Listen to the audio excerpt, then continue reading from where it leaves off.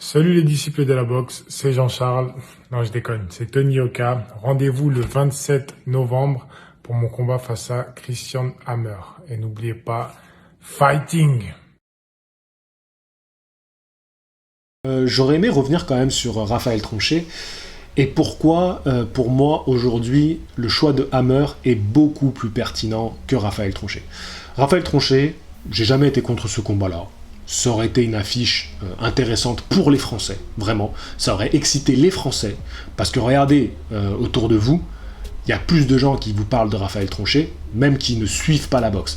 Arrêtez avec le terme ils connaissent pas la boxe. On est au-dessus de ça, les gars. On est au-dessus de ça. Mais arrêtons de dire ouais, mais ils connaissent pas. Ils connaissent pas. C'est un argument qui, pour moi, est un peu facile. Et on peut être au-dessus de ça.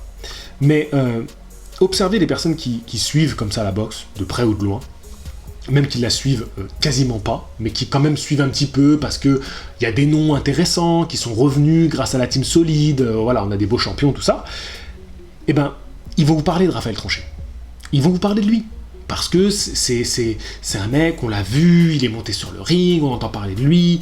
Voilà, médiatiquement, c'est intéressant. Mais médiatiquement, c'est intéressant en France. Malheureusement, pour le reste du monde, et c'est ce que doit viser aujourd'hui Tony Oka. Et les gars, on serait dans l'optique qu'est Tony Oka, on ferait le même choix. On ferait les mêmes choix. Moi, j'ai même envie de vous dire, j'aurais envie de dire à Tony Oka, prends tes clics et tes claques, va t'installer en Angleterre ou aux États-Unis, parce que là, avec ces confinements Covid de je sais pas quoi, là, j'ai pas envie qu'ils se retrouvent bloqués à la frontière.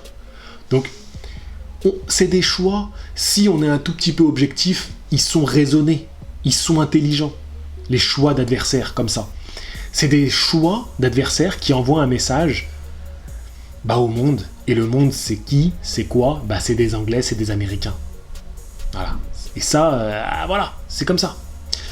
Et malheureusement, pour le monde, Raphaël Tronchet n'est pas assez médiatiquement intéressant. Et même si j'ai rien contre lui, et ce combat, il aurait excité les foules en France, et ça aurait été cool. J'aurais bien aimé, moi, de voir ça, parce que ça aurait été en termes de storytelling, tu vois, c'est vendeur. C'est plus vendeur, Raphaël Tronchet, c'est vrai, c'est plus vendeur. Mais c'est pas plus pertinent. Et aujourd'hui, comme vous l'avez tous répété, depuis un moment, il n'y a plus de temps à perdre. Il n'y a plus de temps à perdre. Maintenant, il faut y aller, les gars.